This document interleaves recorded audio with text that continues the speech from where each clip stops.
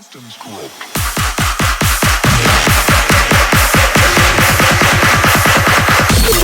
Kill command.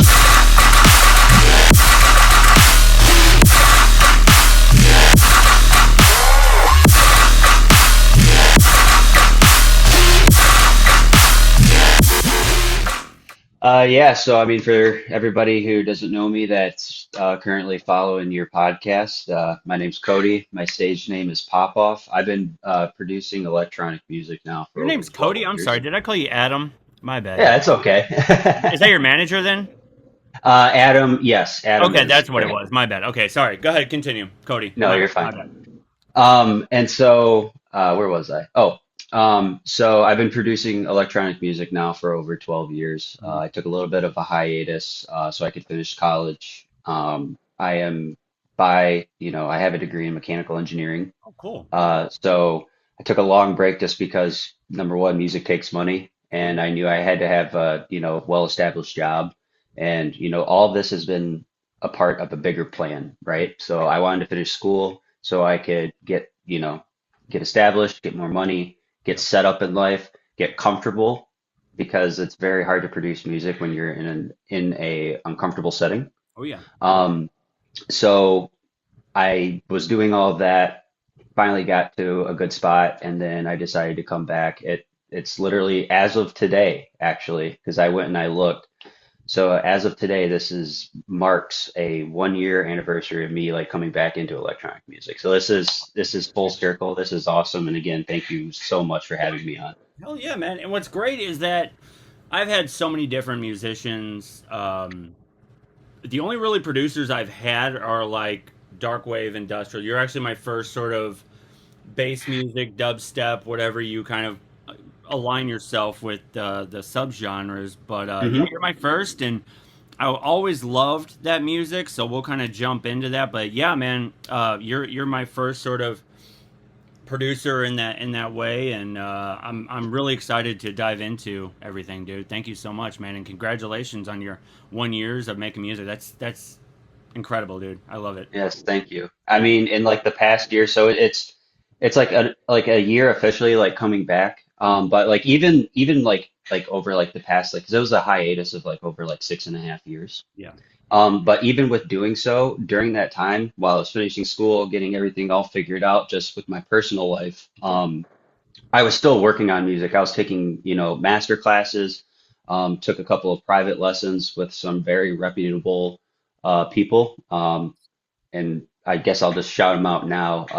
So if you are looking for any like EDM music productions or anything, the top ones that I would recommend 100% would be B-Sides to Legend, which I don't know if you potentially know who that is or whatever. But he's a two-time nominated Grammy Award-winning artist. Very cool dude, very down to earth. Uh, he's I can't remember if he's versed in other DAWs, but I know he is like I like his main DAW to use is Ableton. And then also uh, Blackout. His actual name is Lance Blackout Dean. I'm pretty excited because he's starting a new journey too, where he's starting to do his metal vocals, like he does like stream vocals, and I Oh, mean phenomenal. And so I'm looking to actually use those for upcoming projects as well. So I've been talking to him about that. I've mentioned it to him, so I'm pretty pumped for that one. And then my other boy, I got to shout him out too because I mean he's an absolute god when it comes to sound design. Is Wretched. hmm. So, Yeah. yep, Hmm. he's actually I think he leaves today. He's actually on a Mexico tour right now, down in Mexico. Awesome. So, yeah, so pretty pumped for all those guys. They got a lot of cool stuff going on. And I mean, honestly, I can't thank them enough for getting me, to this point, helping me. I mean, I've sat down many, many times with Wretched, and he showed me how to do really good mix downs and everything like that too. And I mean, I've been friends with him now too for like almost over a decade. So like even with like my little break because I was still doing my thing and doing um music just like as much as I could. But I was still able to where like when I took a step back. I didn't talk to anybody. Like I still had like my pages and everything up, but I was not active. I wasn't doing anything.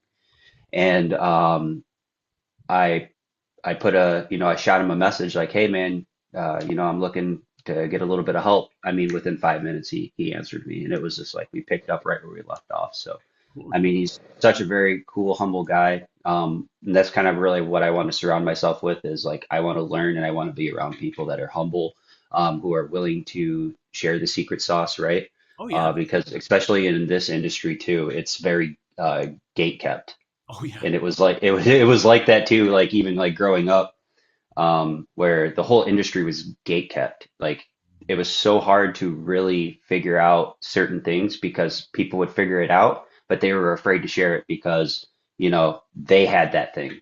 Oh yeah. Like in the early years of like dubstep scene, like in like the early or yeah, like early 2010s, like Yeah, tens, yeah. even like after yeah, like even after Skrillex, like 2013 to like 2016, highly gate kept.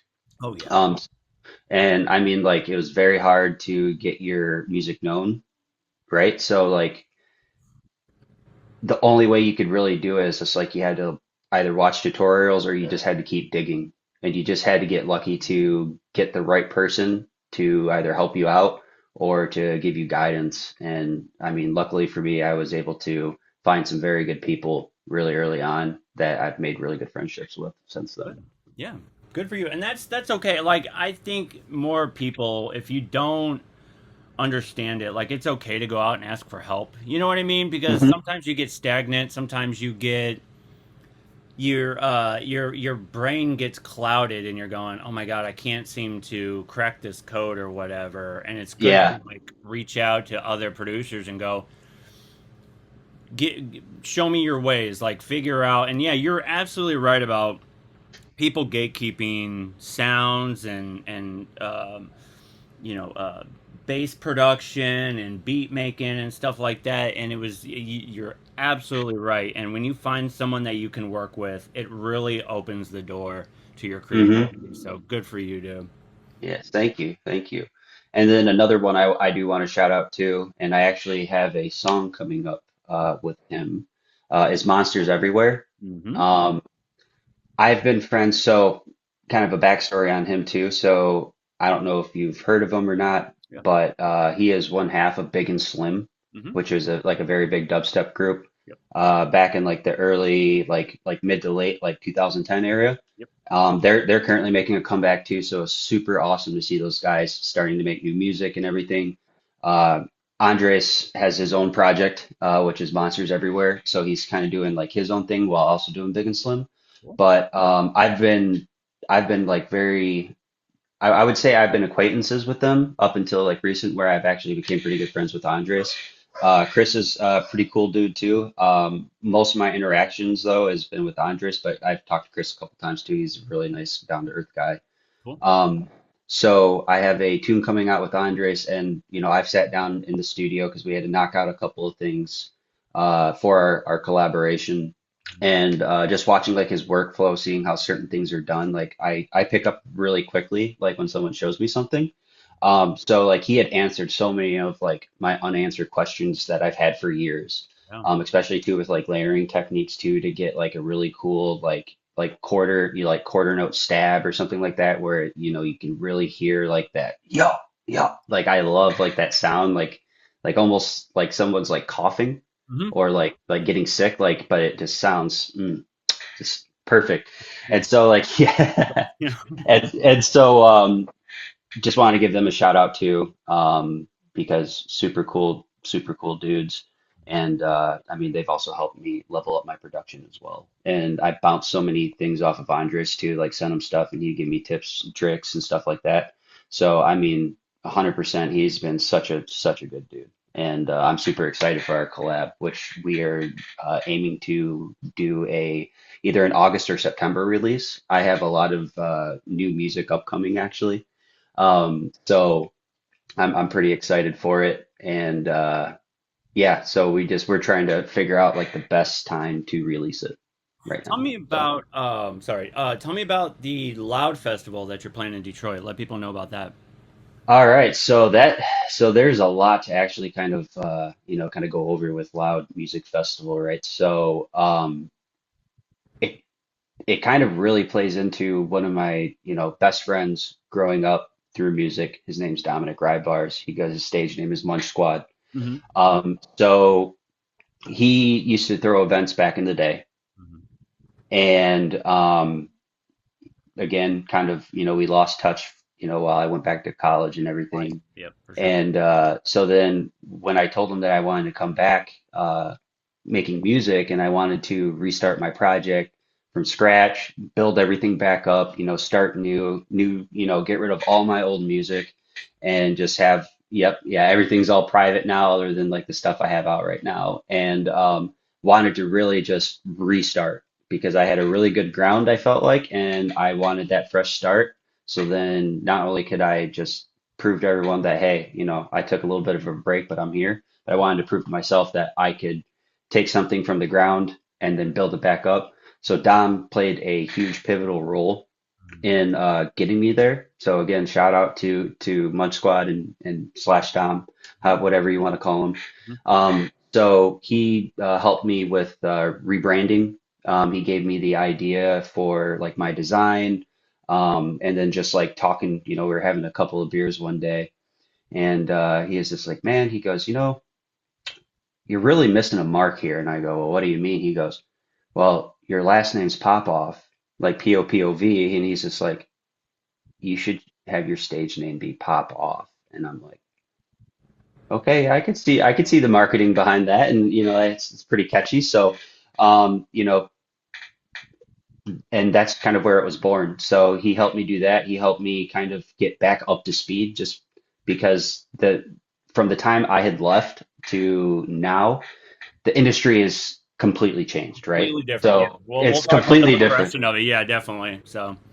Yeah, so I mean, like he was showing me like all the things that I have to do. So like, I mean, before we get into that conversation, I'll just kind of summarize it as you got to be more than a musician nowadays, which it's cool, but at the same time, it's such a drag, right? Because you got to be an actor, a comedian, not just a musician, Yeah. a magician, a Mhm. hairstyle. Like you have to do all this stuff. Do all the You have shit. to, Yeah.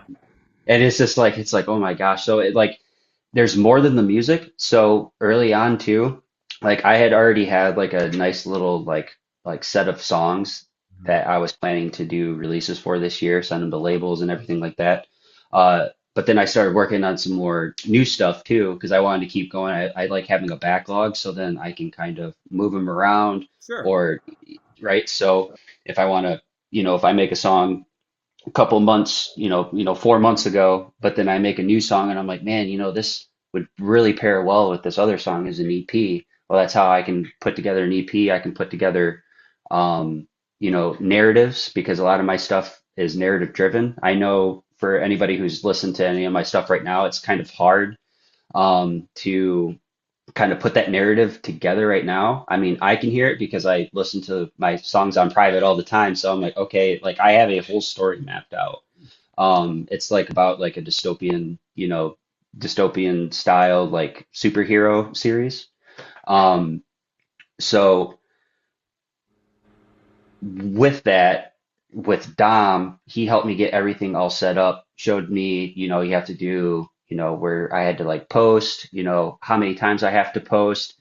I mean, he is such a knowledge base as far as like what does it take to get into the industry or what does it take to break back into the industry Yep. because it's no longer like I said it's no longer about just Now what making it used to music. be. You got to do everything. Yeah. You got to do everything else on top of it. Yep. Yeah, it's totally shifted, it's changed, and now, because back in 2010s when EDM was kind of on the rise, I mean I'm 40 years old, so I went through the late 90s, early 2000s rave, everybody with the pacifiers and the candy bracelets and shit like that into when 2010s hit with Bro step. Bro Step. Skrillex, Rusko. I mean, I can go on. I got a massive list of everybody I used to listen to. It was something different in a way, and it was new, and everybody was jazzed and excited about it. But then there's a progression now where it's like if you want your music heard, it's like, you know, you got to play the game. You know, you got to go on social Hmm. media. You got to make certain posts. You got to, yeah, generate talking. You know what I mean? Like, you know, like with your videos, you're posting live sets and you're adding, conversations. You know what I mean? Like you ask Yeah. questions, you say this is this and this is why I did. You know, like you need that Hmm. and you need to do that to stay active. And you know, it's like a having to learn marketing in a way. You know what I mean? Yeah. Like it's just like, oh Yep. man, yeah, it's a whole new process. And yeah, it's something you got to catch up with. So yeah, good for you, dude. It Yeah, thank you. And yeah, I mean, you nailed it on the head about like the whole like you have to market yourself thing. Like, and because in today's climate, I mean, the attention span of like the average, user, whether it be Instagram, Facebook, or whatever, you have anywhere from 5 to 10 seconds to get their attention, if that, right? Because it's the era of scrolling, right? Yeah. It's so easy just to keep scrolling. So you have to have something right off, like your first key for, Got to or grab like you your by the first shirt, man. frame. Stay. Yeah. Yeah, yep. And one of the things that I've learned is that like the text that's on like the top of the videos and stuff, those are like those little things that will keep people engaged, right? Yep. Another really funny one that I had seen was that like a lot of content creators, they'll go and like they'll post like, oh, because attention spans are at such an all-time low, here's my song, and then like they'll put like the YouTube video of someone playing like a video game, like a app phone, like a phone app Gameplay. game, like yeah, like Temple Run or some shit like that, right? And so but it's the truth because like you have to have multiple things going on Hmm. to keep someone's attention. And it used to be the exact opposite, where you wanted something to be solely focused on what you were trying to give to the consumer, right? Or the viewer or the listener. Now it's like, you got to have Steven Spielberg fucking editing your videos. You got to have a transformer fight and shit Yeah, on top with of what dubstep. Yeah. it, yeah. So, you know what I mean? So like it's a completely different game. So when I came back, I mean, I was like, whoa, this is a lot different, right? Yeah. And then another big battle too on top of that, which I mean, I'm very, very against it 100%, is the whole AI music thing. Oh, I hate it, dude. The only thing I would say AI is very good for, as far as music goes, is like if you want to make your own samples, right? Because you can Sure. hop Yeah. into 11 Labs, record your own voice, then you can do all of your like post processing, whether it be like a pitch bend or something like that. You can do that, or if you want to get like a specific vocal, like I don't see an issue with that. I mean, I can guarantee you that 90% of I wouldn't say 90, but I'd say probably about 70 to Uh, 80% of the sample packs that you're hearing on Splice or, any of these places where you can just go, get credits and then, save whatever, right? mhm. Most of those are made with AI. Yeah. Just people don't say it, right? And the way that you can tell, especially with like EDM production or song production, if something is made with AI, it's missing, and I call it like the soul of a sound, right? Yes. Because there's like this hollow center, like in vocals, or a hollow center in like the mix, where it's like cutting out like this weird, like mid-range like frequency. So you can hear it. Like a lot of people, like if you're not musically trained or like you're not producing music, like it's like it's very hard to just, pass on by as like, oh, someone made this. But that's what I tell people to look out for. Like when it comes to AI music, is like it's missing a soul. That's Mhm. the best way I can describe it. It's just missing that mid range, like you can hear it. Not only that, but with vocals too.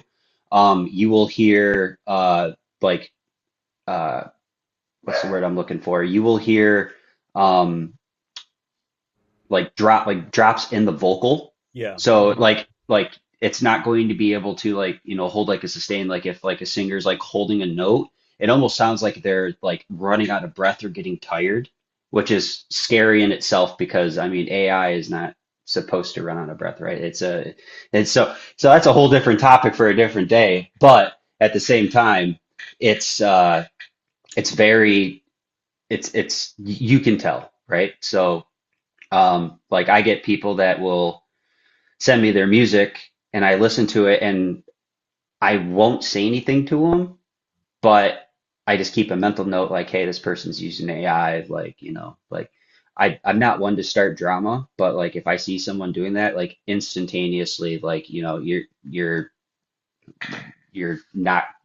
not a fan in my book. Yeah, I get that. And anybody who uses that for, poster art or album art or whatever Hmm. drives me nuts.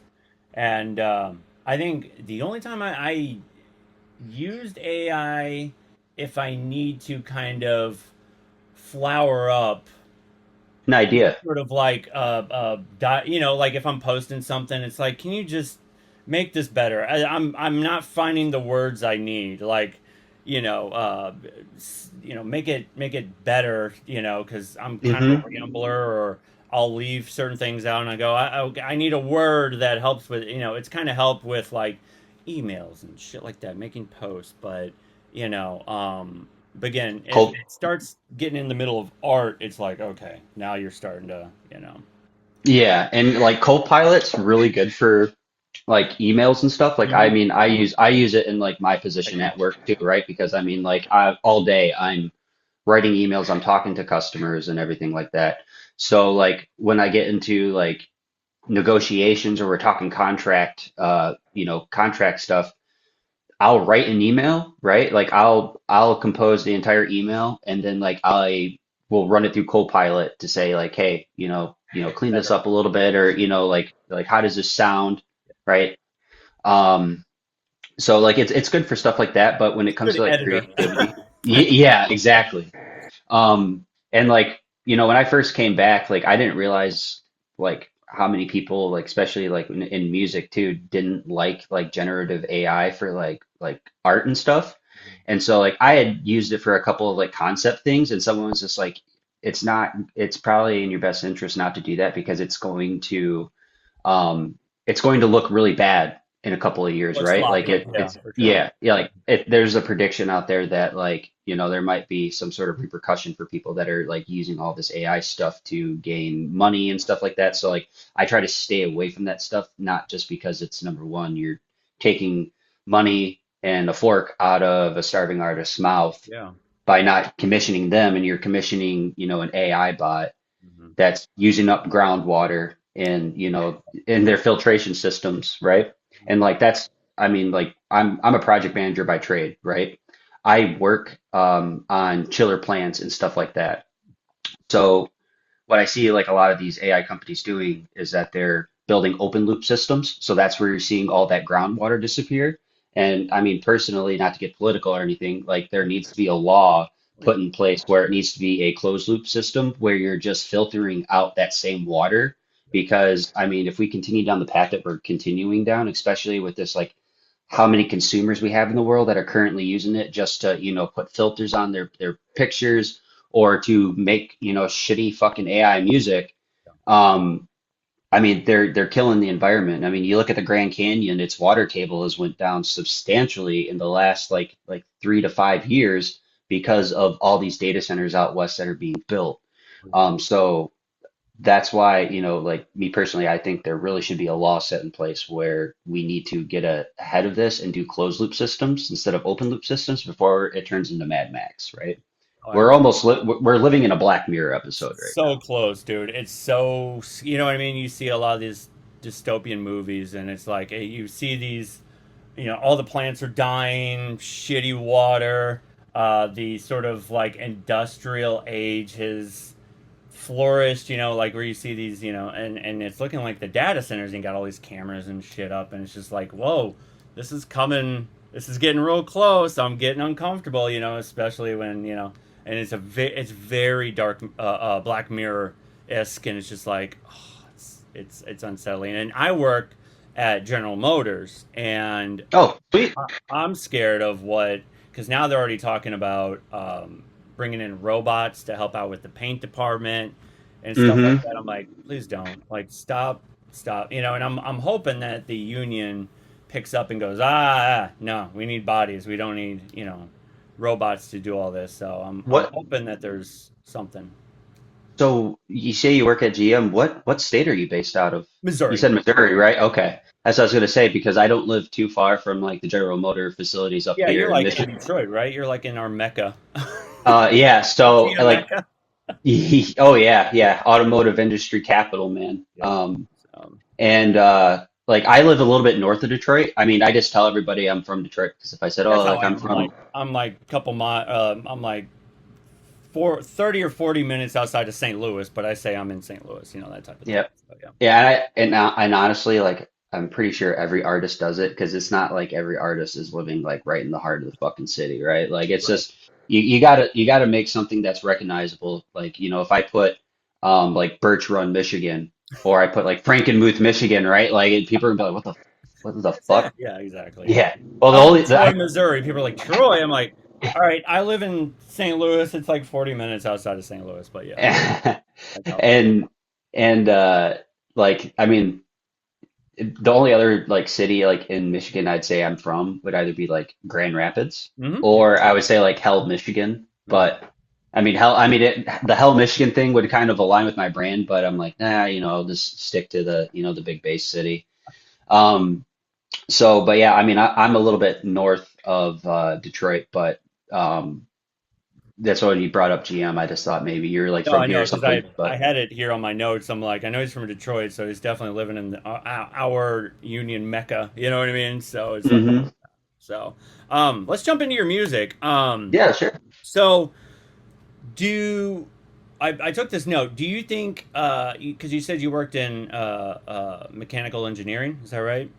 Yes. Did that help get you a better understanding of the music making, like the mechanics of working, creating sound? Like, was there any help with that where you have to be understand the details and everything like that? Like, did that kind of help, or is that just this is one thing, this is another? Were there any tools in between that you went, oh, okay, I learned to do this and I understand the mechanics of working through like Ableton and anything like that? Does that make sense? Yeah, no, absolutely. And I would say yes. Cool. So as a mechanical engineer, like one of the things that we have to do is we are required to when we're in college, for the credit is we have to take an electrical class. Mm-hmm. So, like basic electrical fundamentals, how to do circuits and everything like that, how to, read amps, volts, what's the difference between 120 and, single phase, four phase, don't touch 480 or else, you're gonna, yeah, you're gonna turn into a French fry, right? You touch 110 or yeah, like if you touch 110, you get a little spicy jolt, but yeah, if you touch anything, a little bit bigger than that, then yeah, you're gonna, yeah, 100%, and you're not Crispy, gonna be able to let crispy, go. crispy. Yeah. But back to answer your question, I would say yes, because I mean, taking the electrical class, it helps with understanding frequencies and different things, how frequencies make a huge difference in like music production, but also just complex problem solving, right? Because I mean, if you look at like an EQ8 like on Ableton, I mean, you're looking at a graph, right? So if you're able to read graphs and everything like that, like that's where the little like the like intricate complexities behind music production, that's where it's very, my college degree ended up, helping me Sure. was that way. Um, and uh, shit, lost train of thought, but Yeah. uh, It's all good. um, but yeah, so it helped me with understanding complex things because there's a lot of information just to do one thing. Oh, yeah. So over the years, yeah, after I got my degree and everything too, and then even just as simple as taking a step back from everything too, right?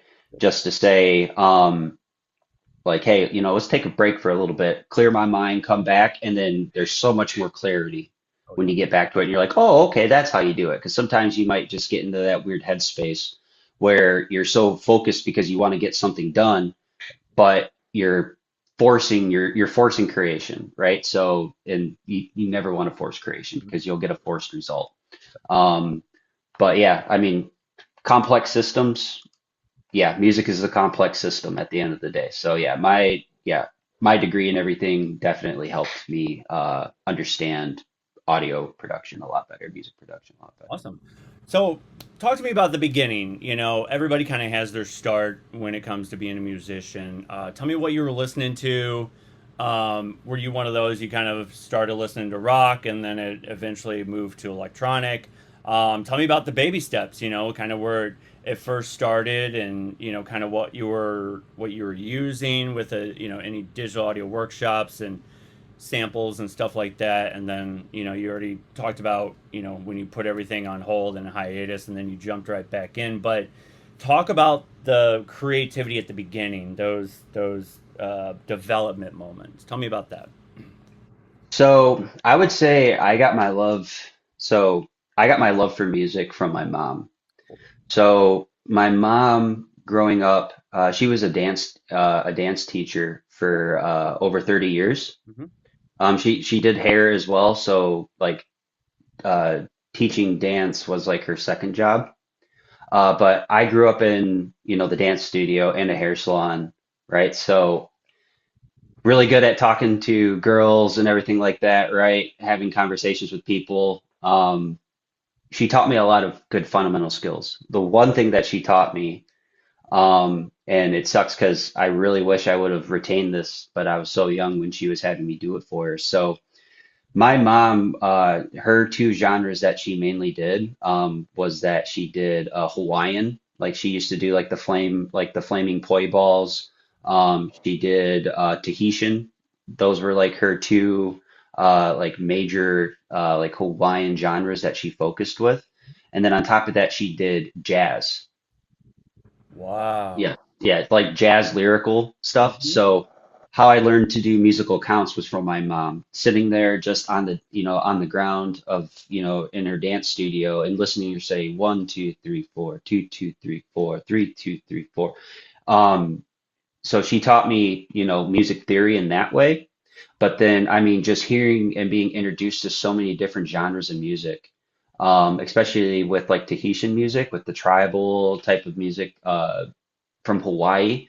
Yeah. Very, very cool, very inspiring Great stuff to percussion listen as to well. just because like every song's different. I mean, there's a lot of like ukulele influence, but also tribal drums, Yeah. vocal chants, everything, right? So, um, but what she used to do, especially for like her lyrical or like her jazz classes, was that she would have to go and slow up or speed down music. But this was, mind you, this was still in the early years, like in like the late 90s, early 2000s, right? Where a lot of the music production stuff that's now just a utility or like a plugin on your computer, right? So like if you wanted to go and change a BPM of a song, it was just as easy as like now it's as easy as opening up Ableton, dragging the song in there, and then just fluctuating the BPM or like the song BPM on the project file, or just like the project file or the song itself, like the actual MP3 or wave of the Yeah. song. But growing up, you know, Studio didn't have that. What they had was one of the old school analog Sony like entertainment systems where you would put in a blank tape, right? And it had a CD player and also a tape player where you could, put the tape or CD in one side and on the other side was your recorder. Mm. But what you would do is you would have to go up to it and you would have to adjust the BPM with just an analog dial. And Whoa. but it didn't have, but then, and here's the kicker, it didn't tell you what the BPM of the song was. It was done by ear. So, so my mom Use your would own. sit there, yep, and she would count it out. And then so and again, that's kind of like why I asked her the one day, I'm like, why do you say 1, 2, 3, 4, 2, 2, 3, 4, like what is that? And so she explained it to me, and then she explained to me like how you can like just by ear, figure out what the BPM of a song is, right? So sitting there, she taught me how to do that and actually how to use it. And so, she'd be teaching class, I'd be bored. She'd be like, go play, go play on, go play with the music equipment, Mhm. right? They had the people that owned the dance studio, they also had a recording studio as well, hence why they had they had that Order. that machine in there, yeah, the recording machine in there, right? Um, and he used to do rock music. I don't think he is doing any touring anymore, but his name was Chetta Clausen, and he's really good guitarist and stuff too. So like being around that, and like I watched him do a couple of recording sessions too, like when I was in high school and stuff, because that's when I really started showing interest and I wanted to like make music. Mhm. I didn't have a laptop like growing up too. I didn't have internet at my house because I lived in, the rural part of southern Michigan. Oh yeah. So internet was only available if you lived in, in town. Yeah, we used to go to the But library. yeah, yeah, same. And so when I graduated, I used some of my graduation money to buy my first laptop. And so I bought my first laptop. First thing I downloaded was Virtual DJ, right? Yes. Like, right? So like, and like I had no idea what the fuck I was doing at this Yeah. point, right? So then like, and like, if anybody finds it on YouTube, I will pay them $500, but I'm not going to tell them the name of it or anything. Um, but like I put like a Ben Benassi song. Like I had no idea what I was doing, right? But I took like a Ben Benassi song and like sped it up and was like it's so bad. It's so Okay. No, fucking bad. I've heard my own stuff. I'm right there with you. I go, ooh, like, And so like I did that, and then I just again the whole gatekeeping thing, like I had no idea what I was doing. So then like I started going on YouTube, went on Google, and I was like looking for free audio production tools, right? Something that I could like start like making beats or something gotta in, figure it right? out. Yeah, for sure. So I ended up finding a website, and the first ever DAW that I actually ever worked in was a hacked version of Mixcraft 7 was Yeah. the first DAW. So, and that was when I was in, so kind of a backstory too. No, Sorry to backpedal. no. Ramble. It's so fun. You're good. You're good. So I played hockey growing up, and I ended up moving to Canada for several years to play hockey. And when you're not playing hockey, there wasn't a whole lot to do in like this really small town. Oh yeah. So that's when I started really, looking into researching how to do music production and stuff, screwing around in Mixcraft 7 again. So much stuff to learn. And then at that point in my life too, it was just like overwhelming, right? But I was like, you know what? I want to keep trying this. I want to keep doing it. Yeah. Um, and so fast forward a couple years, I was working on a song, and at this point, I already was, DJing a little bit and stuff like that. Never had a show at this point or anything, but I was still DJing. Like I had like a small board, and I was screwing around with it. Sure. House parties in college and Yeah. stuff. I would go and bring my stuff, and like it'd be like me and a couple other buddies that would want to play music. So I'd play, they'd play, right? So. But all the while still trying to figure out audio production and music production as a whole. Well, then I posted a video on my Instagram, Mhm. and a gentleman named Curtis Wolf, which his stage name is DJ Ello, and Ello stands for Laptop Opera. He actually had seen my post on Instagram, liked it, and it was actually a remix to Travis Scott's "Whole Lot of Lovin'." Oh wow. Whole lot of loving, loving, Mhm. loving. And so it was like a summer oh, what is it? Like a summer like minimalistic house song that I was working on, like a tropical house song. Mhm. I had no idea what the hell I was making. Well, then he just liked the melody that I was making, and for some reason, like even talking to him still today, he was just like at that like when I first had discovered you, like I saw the potential in you Good. right away. And so, kind of looking back at it, and it's kind of crazy that I ended up, doing it because like he liked it, and then he ended up like sending me a message saying like, are you in Michigan? And I'm like, okay, you know, like completely like removing all stranger danger aside, right? Like I don't know what the fuck I was getting into. Know who it was, right, right. Yeah, right. So I was just like, oh yeah, so just talking to him and stuff, and then so he told me what he did and how he had a record label. It was called Static Records that he was trying to build, and it was all tech house. Oh, So actually, yeah. So when I first really started getting into production, thanks to Curtis, he is the one that really taught me Ableton, taught me how to produce, you know, good music, you know, music, like some of the music theory of like actually setting up a project file and stuff like that. You know, mix down, you know, just like basic like mixing, mastering stuff so I could get like a concept figured out. But so I worked with him for a couple of, you know, a couple of months. Finally, I got a song ready to release with him. So we ended up releasing the Whole Lot of Love and remix. And then from there, after that one did pretty decent for, you know, first song, whatever, right, for me. And he signed me to his record label. cool. But what he ended up doing, and it still is something I thank him for to this day. He's actually going to be at Loud Music Festival next weekend on Friday to come and watch me. We, And he's bringing some like old school like friends of his, but also like friends of mine that have always looked out for me yeah. since the beginning. So what he ended up doing was in the contract that he wrote to me, he goes, so I'll turn to, I can't remember what page, but he goes, hey, so let's look at this together. He goes, I want to show you what I did for you. He goes, turn to, you know, page yada yada. So I look at it and he goes, for the rest of your life, um, you know, if you sign this contract for the rest of your life, I will give you access to every Ableton, you know, every Ableton release, every update. All you have to do is just shoot me a message and I'll give you the info so you can log in and go get it. So still to this day, he holds up to that, and that was over 10 years ago. That's awesome.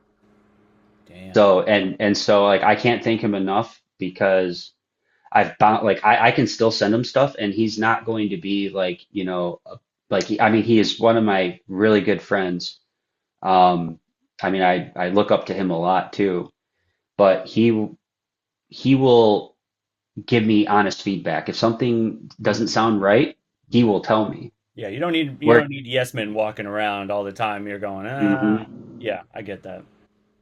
And kind of sidebar, kind of like with the whole yes man thing, right? Because like you might send something like to another artist or whatever on Facebook, you might be talking to them in like Messenger or whatever, and you might they might just be saying like, "Oh, that's sick" or "That's fire" because like they want something from you, right? Like this industry, nobody is just going to be nice to you unless they want something from you. It's very hard in the music industry Something as a trusting. whole. Mhm. Yes, music industry as a whole, or just in, you know, the EDM industry, Mhm. everybody is always looking out for their own best interest, right? So it's very hard to find genuine people. And Curtis was one of the first people, and I honestly, I just got extremely lucky that I was able to be, you know, I crossed paths with him because he's the most genuine person. Will give you the shirt off his back. He actually, I mean, he helped me with not just Ableton, but like, you know, getting a couple of shows booked for me, right? So like he helped me with all of that. So again, from going from Mixcraft 7 to Ableton, that's all because of him.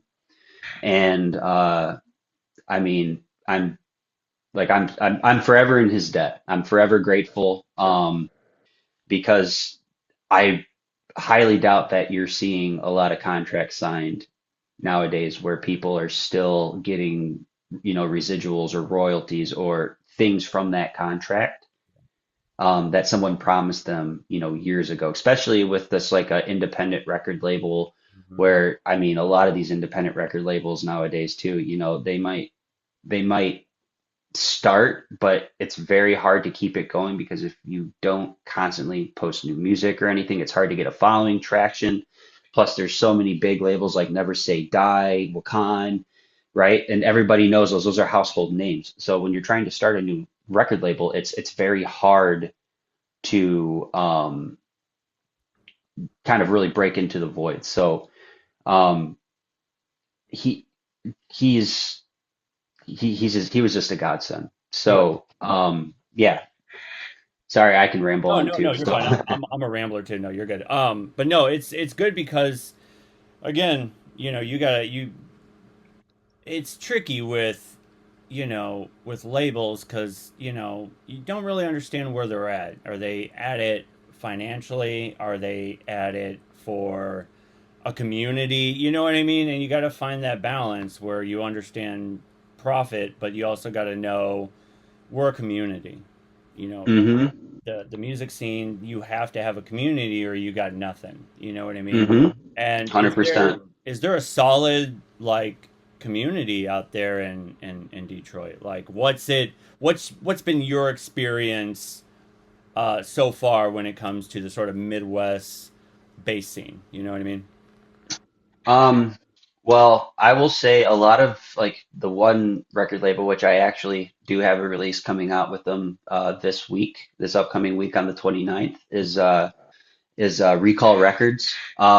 Narrative driven bass music is Mhm. the best, is like, what that's their narrative. And that's why the owner of the label really likes my music because all of like my original stuff, and again, it's really hard to tell the story.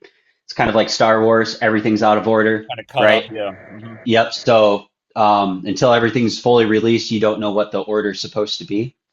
Um, but Recall Records is the best record label, other, besides Static Records and stuff, but they are the most like artist driven, most like artist like in mind mindful record label that I've gotten to work with. So this is going to be my second release with them.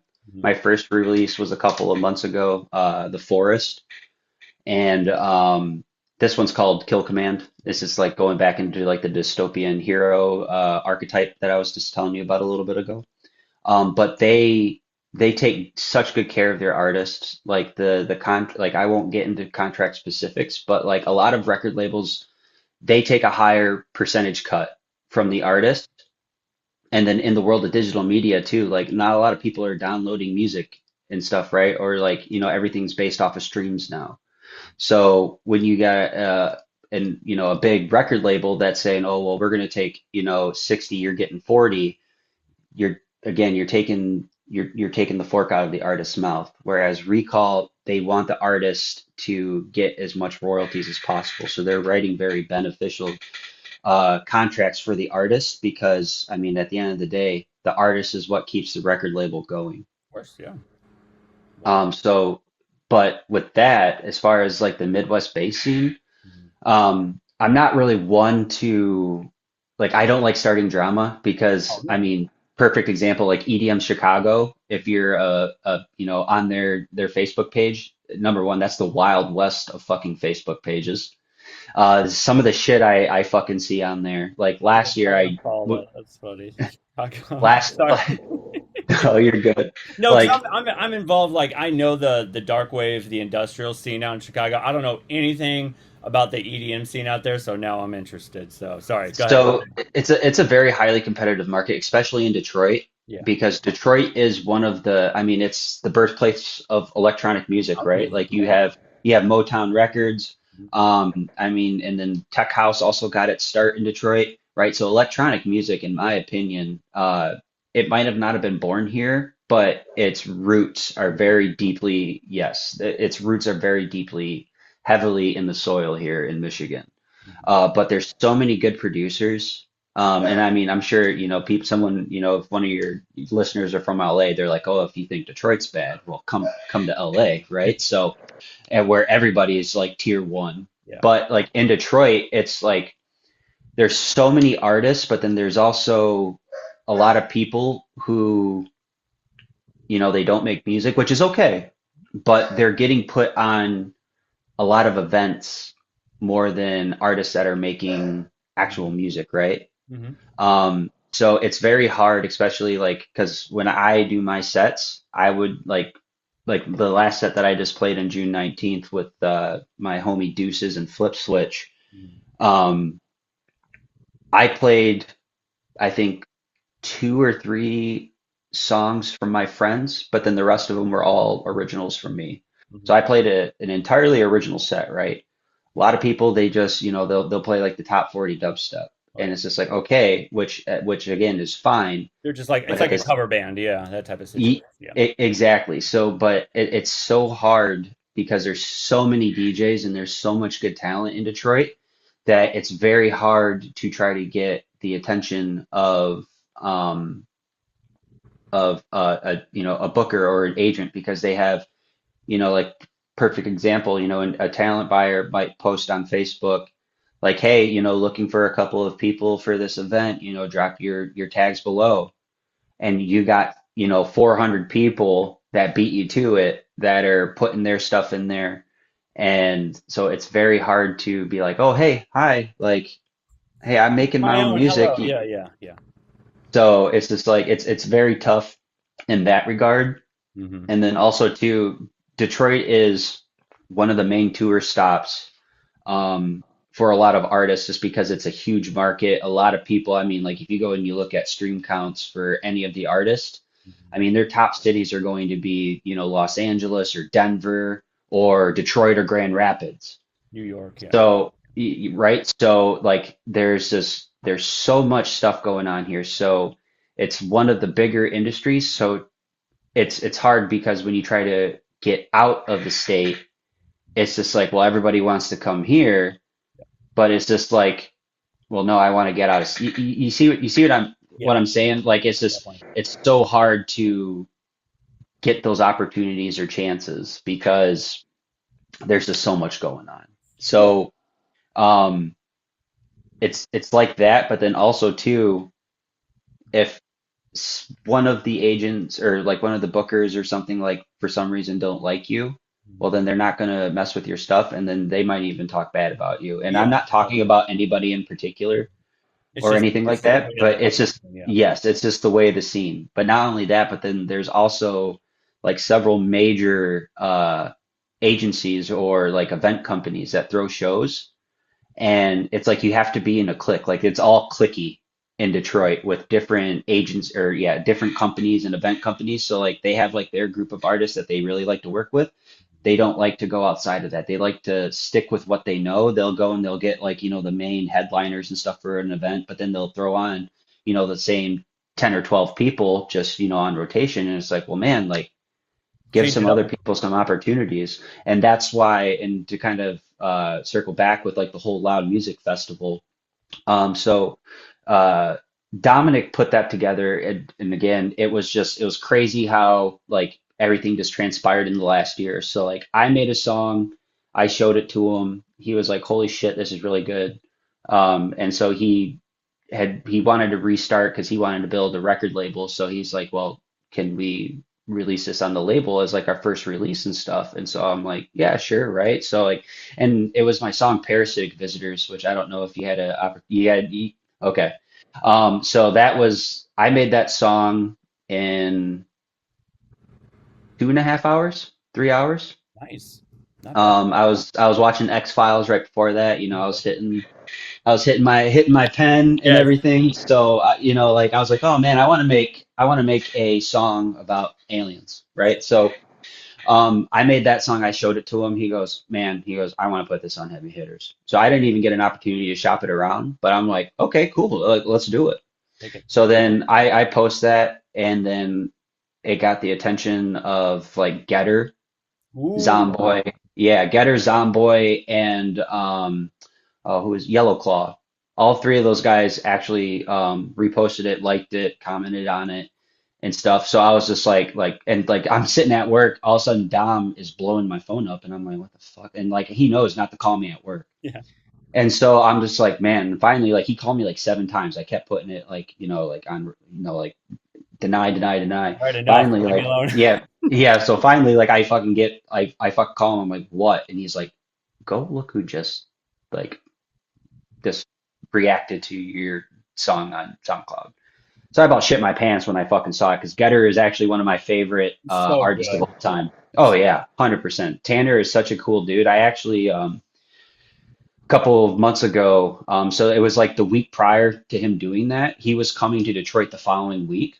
So he had actually like showed interest in my music before he came for his concert in Detroit. So I was like, well, fuck, I'm going to the show. So then I was at the show and I was like stage side, like fucking 10 feet from my fucking like favorite artist of all time, watching him fucking throw down because like I was like behind stage, like access. And so like I sat there, watched him, I watched Hall, watched Pike, had a really good conversation with Pike. Really cool dude. Um, and I think I got a couple of pictures and stuff on like Instagram and shit with them too. So, but like back to Loud, so like the reason why Dom made that was because number one, like parasitic visitors between like the ad placement and just streams online like I've and like and post like using it for like promo for the event. Sure. I'm over 100,000 plays, God damn, that's and good. that was thank you, and that was actually my like third release of the year. No, whoa. So yeah, so it was insane. Like I like you go to like my SoundCloud and I think it says like 4,000 plays or something like that on my SoundCloud, but it's like all the ads and ad placements. It wasn't just Dom using them, it was other artists also, putting it in their videos and using it and stuff. So it was super cool. Because like sitting here, a couple, several months ago when I created it, I would have never anticipated it blowing up the way that it did. But so that kind of snowballed into Dom doing the label. It got traction instantly. And then so he's like, man, I want to go back to throwing events and shows because that's something that he also did. Oh yeah. So then he put together a show, and originally it was Hi, I'm Ghost, Black Carl, Mystic, and then he was just like, I'm gonna put you on the show too. And I'm like, awesome. I'm like, sweet. Haven't played in 6.5 years, but sure. Let's do this. Yeah, So let's. I yeah, signed yeah. up for this. Let's So get it going. Yeah. yeah, and it was just like I had so much music too, and like he saw like the struggles that I was going through, that like it was just so hard to get my music noticed, right? It's tough. Because like I came out of, I went from not posting to like, oh hey, I'm back, here's new music. And then like trying to get the attention of, club owners or event buy or talent buyers Yeah. was very difficult, right? Just as we were just discussing. So he's just like, let's do this, and he goes, I really think that, like Hi, I'm Ghost, all these guys, they're It's a they're great going booster. to, It's like here, yes. let's kind of put you up on another level. So hmm And fun fact, if nobody knew it, so Hi, I'm Ghost is actually the son of what's his name? I always forget his name. I shouldn't because it's one of my favorite bands. But he's actually the son of Jonathan Davis, which is the that's lead right. singer of More. I looked him up and I went, he collaborates with Jonathan Davis. Yeah, that's right. hmm hmm That's awesome. So that's actually his dad. So like, Nathan Davis. Nathan Davis. oh yeah, Nathan Davis. Okay. Or Um, his name is his name. I thought it was Jonathan. No, I mean his name is Nathan, isn't it? Oh, Yeah, okay. it's Jonathan.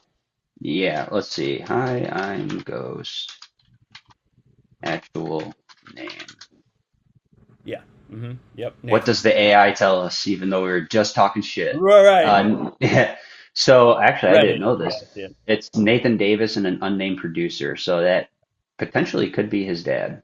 That might be helping him out. Yeah. Who knows? When Korn started dabbling in dubstep, was like, all right, here we With go. Like Yeah, with Skrillex actually, with Skrillex, right? Like they Skrillex had and Kill the Noise and Mhm. oh my gosh, was Zomboy part of it? Excision? I am trying to remember Eh, everybody who was part of it. Anyways, but yeah.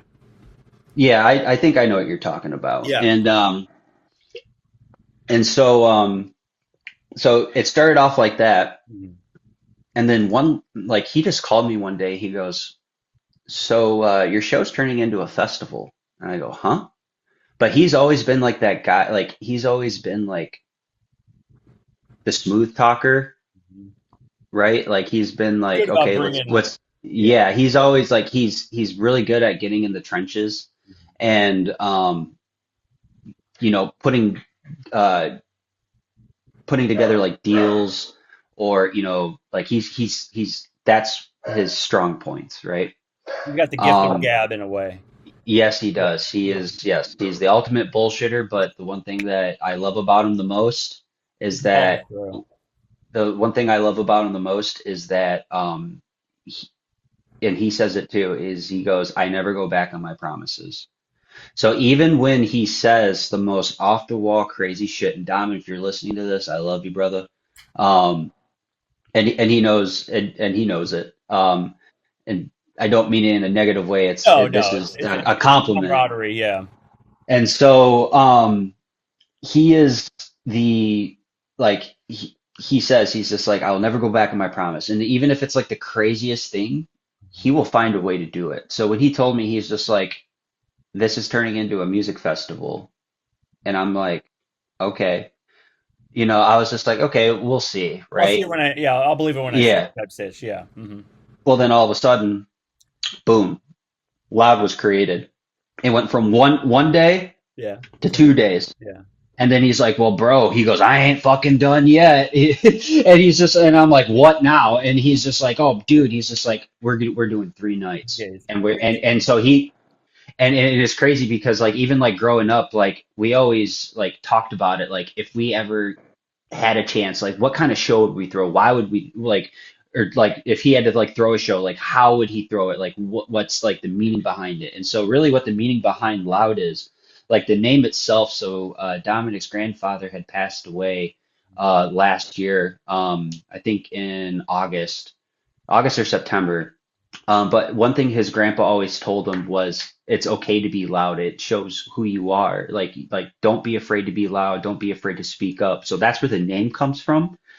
Because his grandfather always taught him like it's okay to be who you are. Don't be afraid to be loud, be proud, like be you know, be happy with who you are as a person. Don't let anybody else tell you that you should be a certain way. So that's where the name came from. But the whole emphasis that he put behind it is that there's so like all these events, right? Like Ultra or EDC, unless you're on a big like talent agency like Wasserman or AB Touring or Prism or anything like that, like you're not going to be able to get on a festival lineup like that. Like you have to have representation. And there's so many like mid-range like artists, like, and I say mid-range as far as like following, right? So you got like 1,300 people, or you know, like 1,000 followers to like 10,000.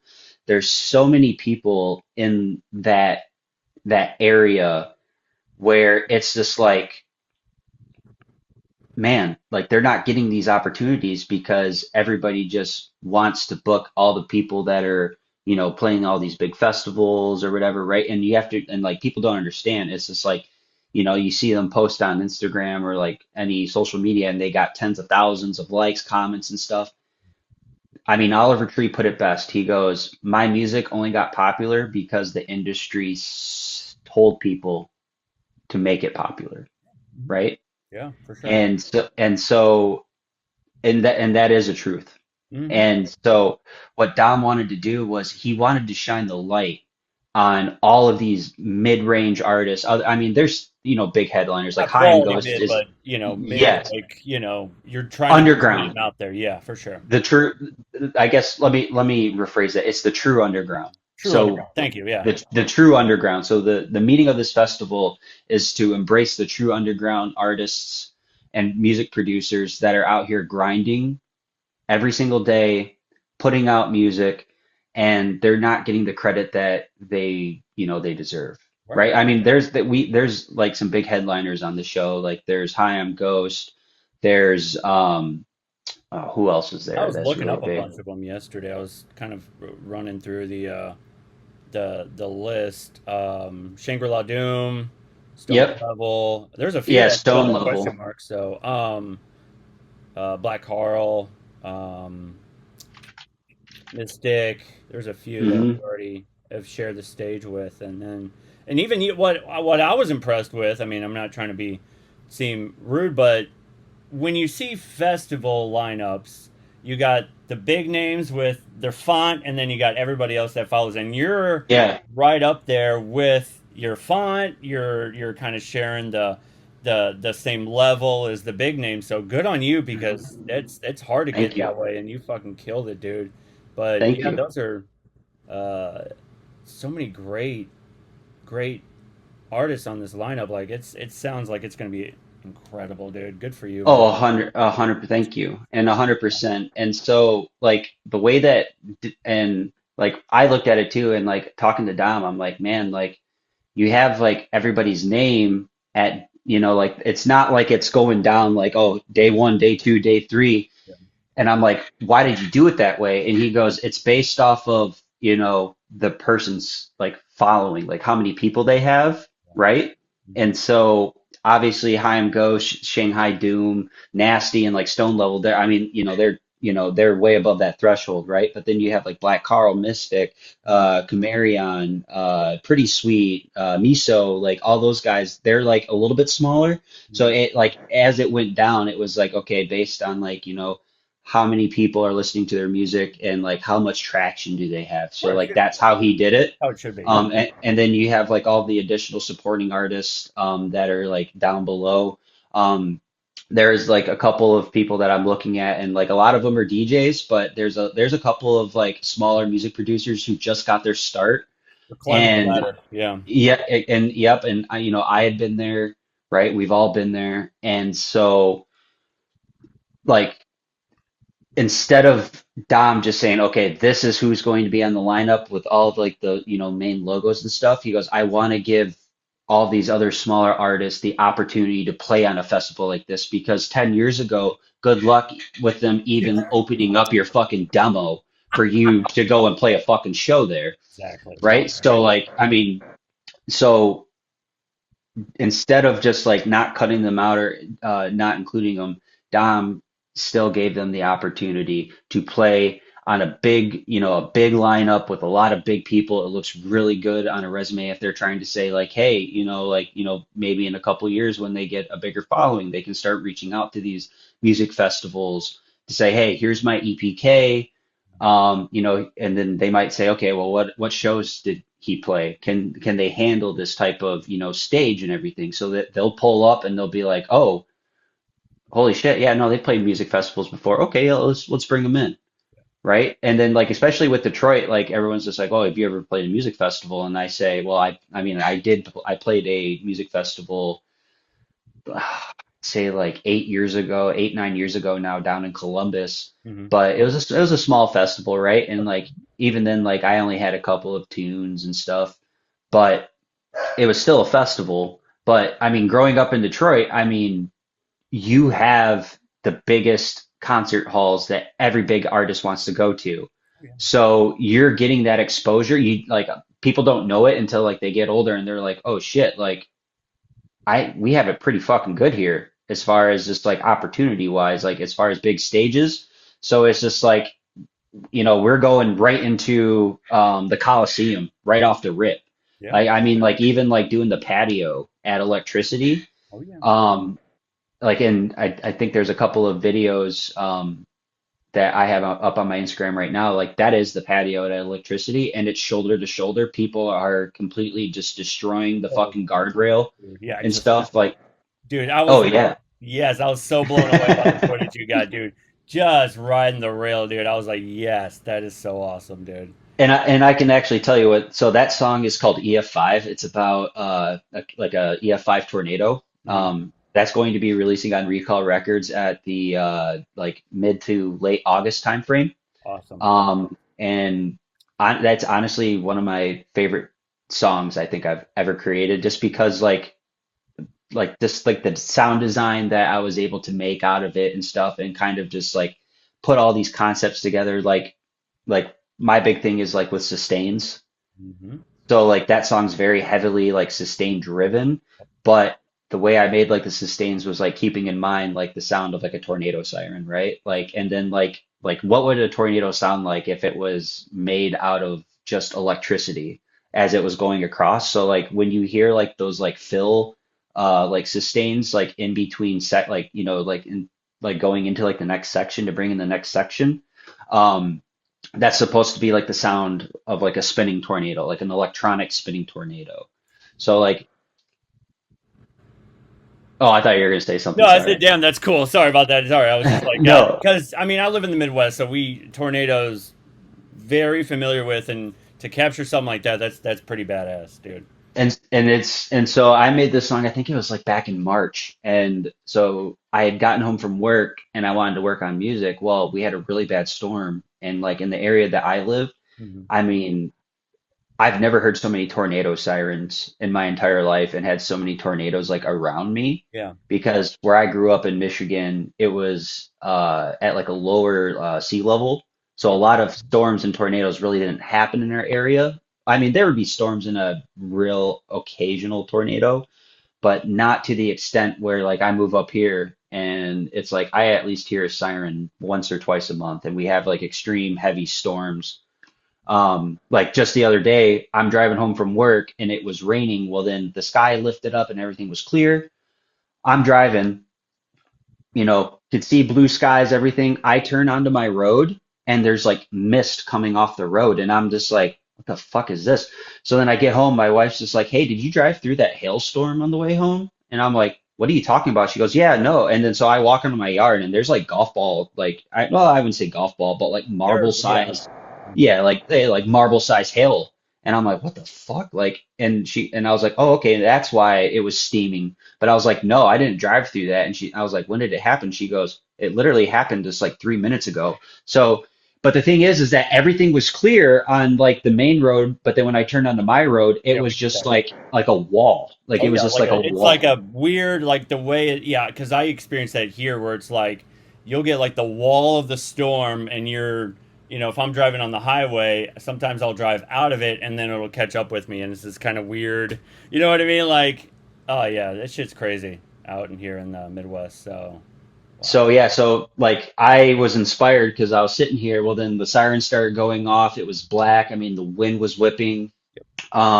And I'm just like, all right, let's make a song about a tornado. Hmm. And that's how I find inspiration is like the things that happen in my life or happen around me. Yeah. Um, and like I said, I've had like several paranormal experiences in my life too that really drive like my passion to make things about like myth and legends Yeah. and folklore.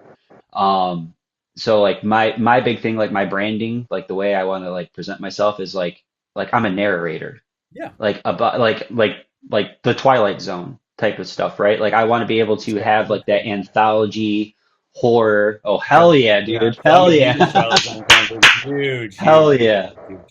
So yeah, that's cool that you're using that because one of my questions is where do you find yourself in the midst of all these other what makes you stand out, and now I like that you have a story where it's like, look, this is my love, my passion, and how I'm incorporating it in my music. Tell me more hmm about it, please. Sorry. And so like yeah, so like all my stuff is like all narrative driven. So like right now, like I mean my overall goal is like right now it's phase one of like creating the narrative Yeah. because whether it's with like my like dystopian like post-apocalyptic superhero stuff that I'm doing or like my other like little story that I'm trying to tell is like different types of natural disasters, Hmm. right? So that's like my other narrative. So EF5 is like the first one that That's I'm cool. coming out with. Thank Yeah. you.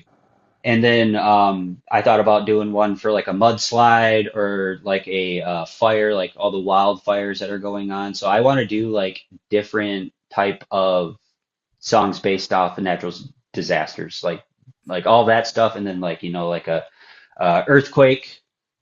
So like there's like and like I've started a lot of these songs. The way I do it is like I'll start a song, kind of make a concept of it, say, okay, what am I going to do next to kind of build into this? So yep, so the first one I wanted to do was water. The next one, like I said, is either going to be like a mudslide or it's going to be about fire. So it's Oh, it's okay. So it's trying using to do water all the different elements. elements. Yep. And where does the forest? Is that part of the superhero dystopian? Yeah, Because so there's a the way lot of that rock, that like there's rock elements to that. Like it's such a badass song. I encourage thank everybody you. to check that out. after listening to this podcast. But yeah, tell me about that. That's so cool. So, I mean, growing up in Michigan, our pastimes are cars and hunting, Yeah. right? So, Yeah. I'm a very big, I'm a bow hunter. Like, I really like to bow hunt. Hmm. And so, that's kind of like where I came up with the forest idea was that like when I'm like up in when I'm up in a in like because I saddle hunt, right, so like I have like all the carabiners ropes and stuff, so I'm hanging off the side of the tree, Hanging out. I'm up there, yeah, so like I'm up there for hours at a time, so I'm just thinking about things, I don't have my phone, I'm disconnected from reality, I'm around nature. One of my other favorite things to do is like if it's a slow day of hunting, I like to just lay on the ground and like I'll just lay there and I just ground myself to the earth just to have a nice reset. It's a really good, Meditation, reset. yes, yes. It's you have, and if you haven't, I recommend anybody to go and like even if you're not hunting, even if you're just bird watching, you're just going to take photos, like out in the forest. I encourage you to go and sit on the ground, lay on the ground for for a few minutes or like an hour and just lay there and just disconnect because it is the best way to mentally reset yourself. I wouldn't say it's scientifically proven because you could call it placebo science or whatever, right?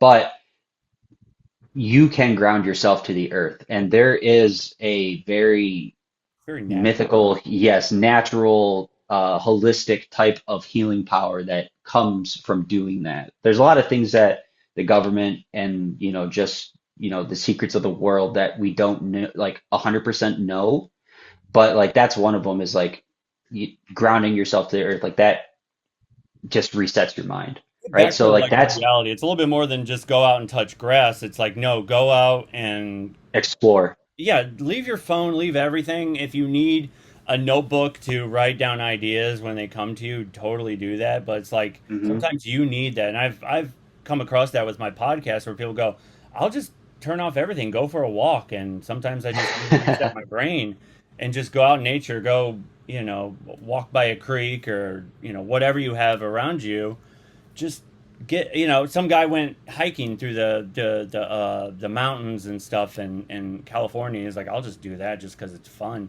and I need to get away. But yeah, like I strongly encourage everybody to do that. Just completely disconnect and just get in touch with reality. You know? Hmm. 100%. Yeah. So I came up with the concept of the forest. That is actually so the way that it works, and there's two songs from this. Like it was supposed to be an EP. Like I put an EP together. It was supposed to be, well, it was supposed to be one, two, yeah, four songs. I was going to do a four-song EP, and then I decided to break it up, just based on conversations with Recall Records, and so the first song out of that whole group was a song called Baba Yaga. And Mhm. so Baba Yaga's I'm thinking about releasing it in October. I actually made it last year in October. It's crazy because it runs at what's it? I think it runs at 98 BPM Hmm. or 100 or yeah, 98 BPM. Okay. And you would think, oh, it's slow. No, like if you ever listen to, and I know he's canceled because of just some of the bad things he did, but have you ever heard of oh man, I just blanked. Totally Jeez blanked on his Louise. name. Yeah, I'm sitting here saying, oh yeah, Go ahead. this fucking guy. Was it Bass Um, Nectar? Not Bass Nectar. Fuck that guy though. That guy sucks too. Um, No, it's okay. Sorry. Yeah, I agree. Cool. And I was a huge fan. It broke my heart to hear all that shit that went down. So, um, What was his name? Oh, geez. What was his name? I can't believe I'm blanking on his name. Yeah, we'll just edit this part out where I'm it's fine. blanking. Yeah. No, you're good. You're good. You're good. So, no. Um, let me see what's his name? I'm trying to think of his name. Um, he made a lot of songs about uh Mortal Kombat, and I'm just trying to remember. what Oh, his name is.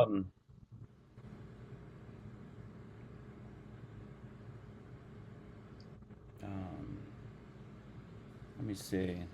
Um, sorry, I just Datsick. Datsick. Dad. Yeah, that's it. Okay, yeah. Thank you. Yep.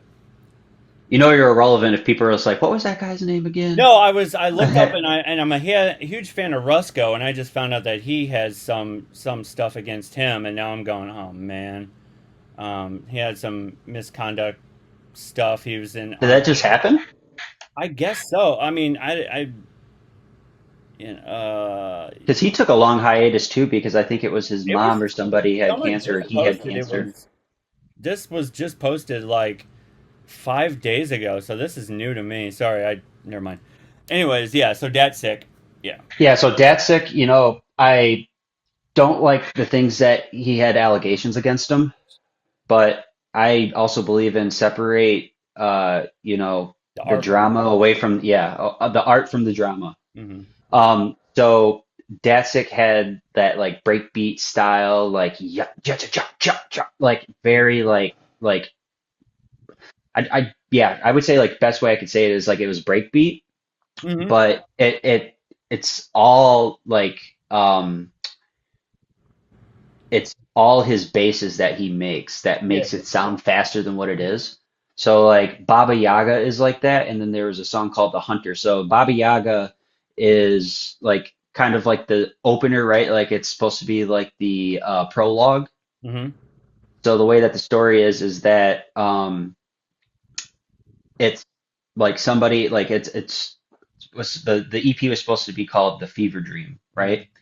So what it was that Baba Yaga came into this person's dream, turned it into a nightmare, and so it kind of like starts off doom and gloom, kind of like in a movie when it shows someone that like in a horror movie everything's going good, and then all of a sudden someone dies, and then it pans into the next scene, like, and it starts like usually it brings in like the main character, right? Kind of shows what happened, and then what or how that whole situation happened that ended up roping in the main character. Yep. So the main character in this situation is the hunter.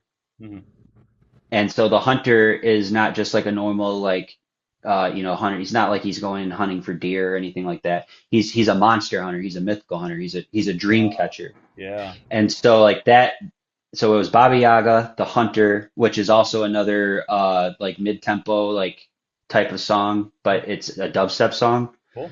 Um, and then that goes and that flows into the Seraphim, hmm my song, The Seraphim. hmm I wrote that one when I was actually going through a very like bad mental crisis where I needed to find faith because I was in such a dark spot.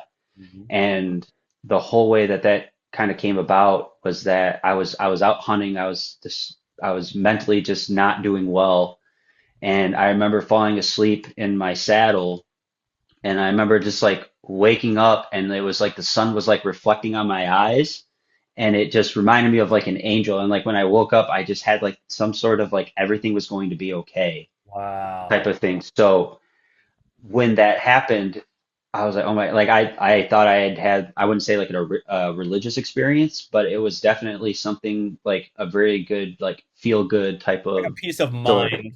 yes. Yeah. And so like with the seraphim, that's like when you look at the cover art, it's, the big, beautiful seraphim, the way that the Bible explains it, right? It's made of Typically eyes. accurate angel. Yeah. Yes. hmm And so, and kind of funny too, because I made that song this past year, and then all of a sudden, the White House releases all that footage and stuff, and one of them, everyone's like, "That's a seraphim." I'm like, dude, I'm fucking writing, I've been I'm there the I'm whole writing time. re I knew this. I'm like, dude, I'm fucking writing reality. I'm like, am I living in a different dimension? Is I like this know. like my own dimension or something? Because like the thoughts I'm transpiring into my music, like I'm starting to see this stuff get posted, Yep. on the news and shit, right? So it's just like, man, what a weird time to be alive. So Like, wild. Yeah. Very Twilight Zone. yes, yes. And so I went home that night and I just started writing, right? And then so I wanted to make it very like angelic and everything. So like the beginning is supposed to be the hunter, like when you hear like the choir like kind of like bring in like the melody and stuff. All of that is supposed to be like the hunter just like minding his own business, walking through the forest, and all of a sudden he's greeted, right? Like he's going to go and hunt monsters and stuff, right? But he's like he's going into the forbidden forest Mm-hmm. to go look for these monsters. Well, then that's when the seraphim comes and he sees it and he's intimidated, right? Because it's like this huge creature, he doesn't know how to handle it. And so his first reaction is fight or flight. He chooses fight. So he's fighting against it, but he doesn't realize that it's trying to help him.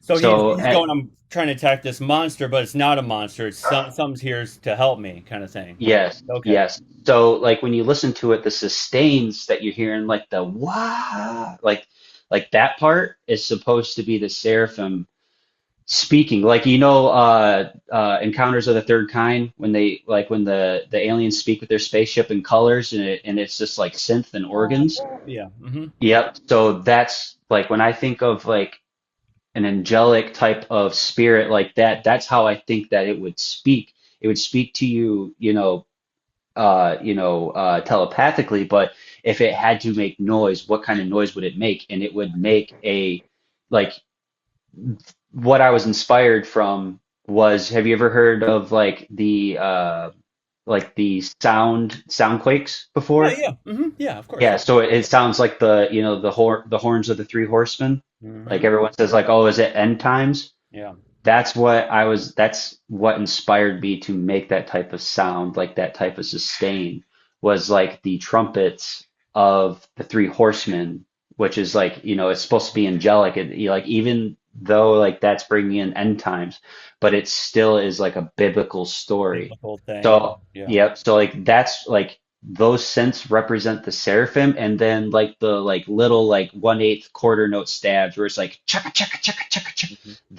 That's the hunter attacking the seraphim and fighting with the seraphim, but the whole time the seraphim is defending itself, and nobody knows this yet. So like I actually have like, and I haven't released it yet because it's all, like I said, this is phase one. This is phase one. Yeah. It's phase one, so all of it's about the music, but I've been going back into these projects and I've started writing narratives to it, like putting vocals on there, like spoken word, like at the end of songs to bring everything in, because my end game is to create the music and then go out and get animation done and make a full I was gonna on say like. animation, because I would love, like, my goal with music in the next, like, I'd say 5 to 10 years is make this, like, keep developing this project, develop the music. Mhm. But then once I get this whole like Hunter series done and like Fever Dream series done, then those are the ones I want to get out with an actual artist to go and commission to make 3 to 4 minute long videos that all blend in and tell a big story. So with this story, the hunter fights the seraphim, and then at the end, like the spoken words that I started putting in there now is just like, he's just like, I am not your enemy. I am here to protect you, and I'm here to bring you to the forest, or to the creatures in the forest that you seek out to destroy. We are one of the same. We are allies. Wow.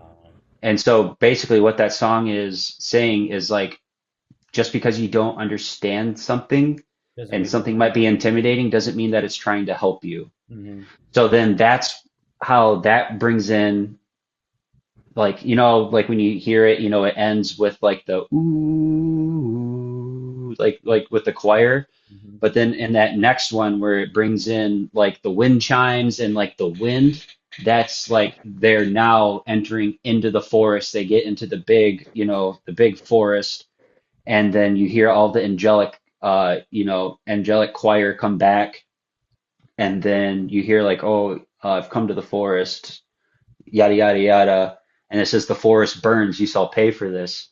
Mm-hmm. It's because it's the creatures talking back to the hunter, because the hunter had brought, so it's a battle between evil and good, right? Yeah. Yeah. Mm-hmm. And so when you listen to it, like, and I encourage you, like, even if you want to, after we get done here today, go and listen to the Seraphim, and then go and listen to the Forest after, and Okay.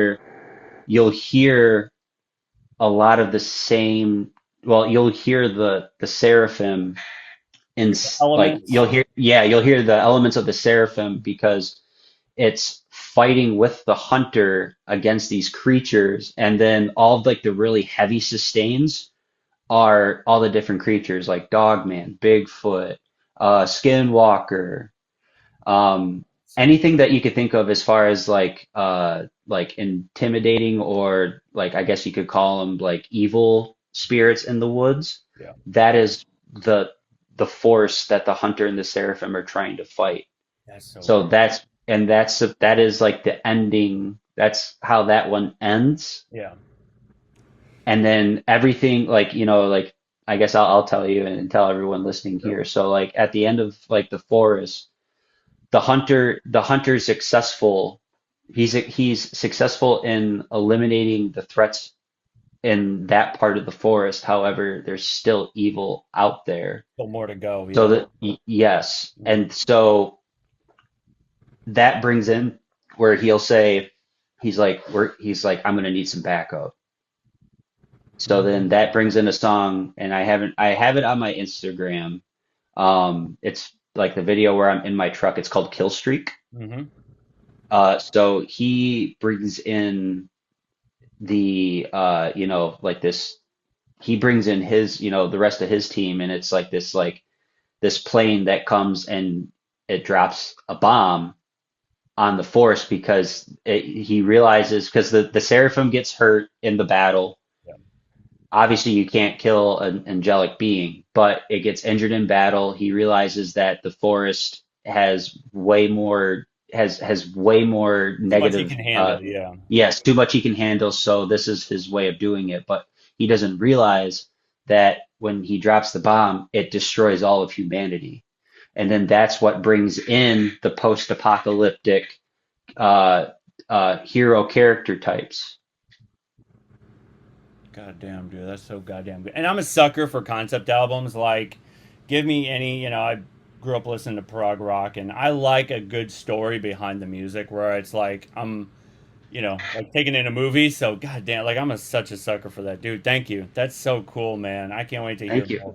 So badass. I can't wait. And that's just like part one, and then you got more to go kind of situation. Like you're adding more to hmm the concept or to the God damn it, dude. That's gonna be so cool. That's Thank you. badass, dude. That's so cool.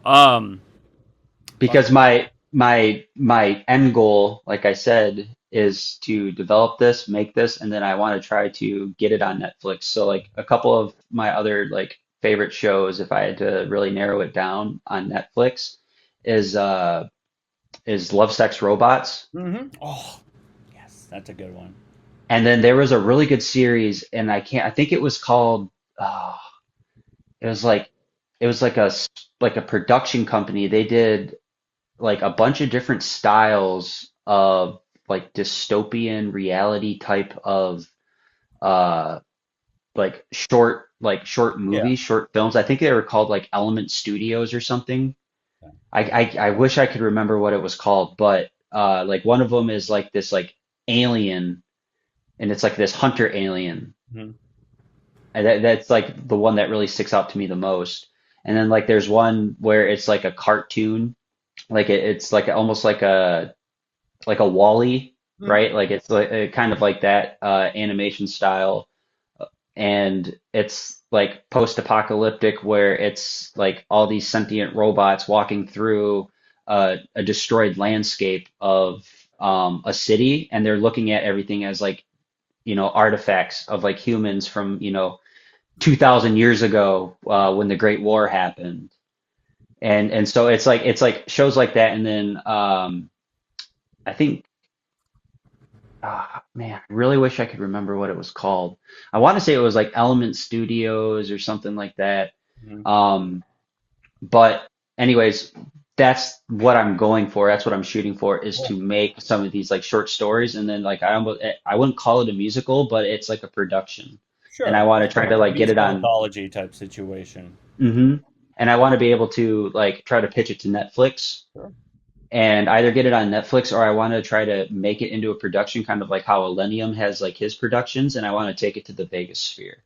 I hope so, dude. That's badass. Always reach for the stars when it comes to this kind of stuff, because I mean, you Hmm. got a brilliant idea, and don't let it go to waste, because it's so goddamn good, man. Do I got you a little bit longer? I got a couple more Yeah, questions. absolutely. What's like a common misconception about being a producer and a DJ? What do you think a lot of people get wrong that you want to kind of set the record straight, if that makes sense? Uh, we, I'll say that a lot of people think that, like, as far as like EDM music production, like they think that you just like sit down and you just put a bunch of sound. Oh, I mean, it's kind of like this, but it's not. Like people just think that you have to just go in there and like you just take samples and clips and you just arrange them and then boom, you're done. And it's like, no, no, no, motherfucker. Like, there's way more to go. Like, there's way more to do than just that. So it's not just arranging stuff like that. They also think that, like, we can't play any sort of, like, instrument or anything like that. Yeah, you when you Um, play the laptop, I remember hearing all that shit. Yeah, yeah. yep. And then not only that, too, like, a lot of people think that, like, because, like, for example, I won't name names because I'm just not that type of person, but like some bigger name artists that have like publicly been caught like on camera like it was so bad, man. Like the one it's a duo group and they were playing a pre-recorded set and someone had taken a picture and everyone knew it was pre-recorded because the CDJs didn't even have power cables connected to Seen them. those, yeah. I think I know who you're talking about, but yeah, I've seen those elements, and not just that, but a lot of them have uh uh ghost producers where it's like Yes. it's like almost like a comedian has someone who writes their jokes for them kind of situation. It's like you know, and they Yeah. want to hold on to a name, and you're going, but I'm here in the trenches, driving myself crazy trying to figure out this bass or find this snare tone, and yeah, I get it. So Yeah, and like I'll say this about ghost production too. Like it's cool. Like I've ghost produced okay, for people cool. in the past too. Um, but that's all it's kind of like I guess the way I would compare it to is like if someone was like a surrogate for a child, Hmm. right? Because technically that was in your body, that's your baby, Hmm. right? And then you just give it to somebody else to go and, have it help pave its own path of destiny, right? Sure. So like I could imagine like, there's some mental battles with stuff like that. Hmm. Um, but that's kind of what I compare it to. It's just like I've made like some really cool stuff in the past and gave it to somebody, Sure. and I'm like, man, I almost want to be like, I don't want to give this to you because I want it for myself because like I put so much time and effort into it, and it like I it's kind of like that. So I get that. um, Where I mean, as long as it's like, if you're getting paid for your product, fine. oh yeah, But there's yes. some where it's like, there's too many people out there that just go, "Oh yeah, I like the track," and they kind of take it without. It's like, again, comedy, joke stealing. You know what I mean? Like it's like you Yeah. steal a track and you're going, "No, that's my track," and they somehow got big off using that. Yeah. So Hmm. And so like that's how I feel. It's just like, oh, it's sad, but I'm gonna wipe the tears, with my money. Ben, yeah, with Ben Franklin, right? So it's just like okay, like that's fine. That makes sense. Um, and but I would say there's that, and then also, yeah, we're not playing. Not everybody plays a pre-recorded set, Yeah. and it's more than just hitting play. Like Mhm. especially too if you're live mixing, Oh yeah. you only have 30 to 45 seconds until you Oh, either have to mix in the next song or yeah, and then you have to get it right. It's like the most like I wouldn't say mind numbing, but it's like the most like stressful thing you can do is oh. try to be doing that live when you have hundreds of people in front of you Mhm. because and like we've all done it, right? We've all had a bad transition into another song and it's just like you just gotta fucking eat it. Just got to Like you go just through gotta it. Yeah, keep going. you can't Yep. let them know that you fucked up. You just got to go. All right, let's just keep going with this. Yeah. And like what I'll do too, like kind of like part of my secret sauce is like if I miss like a cue point or like I like just like think it's not gonna work because I don't use headphones when I play. Like I read the waveforms. Like I'll set my cue points. Mhm. So it's just like, 8 to 16 bars before the first drop or something like that. Um, and then like I'll do that for like the first. I might put a cue point at like, the mid song break, and then I might put one for like, the next 8 bar, build up into like the next drop. Yeah, So in yeah. that way too, I can come back to it later on in a set. So I'll play the first drop and then come back to the second one later. Nice. That's one thing I pride myself on is like I don't just copy paste drops. Like I always go and I make two separate, different unique drops on a song. So then that way too, because when you're playing live, like nobody like unless they're like super anal and like know every one of your songs, most people aren't going to realize that, oh yeah, no, he just played the same song, just two different drops. Yeah. And so yeah, so like that's one way you can like really like take your music and like, make it more full. It can do more.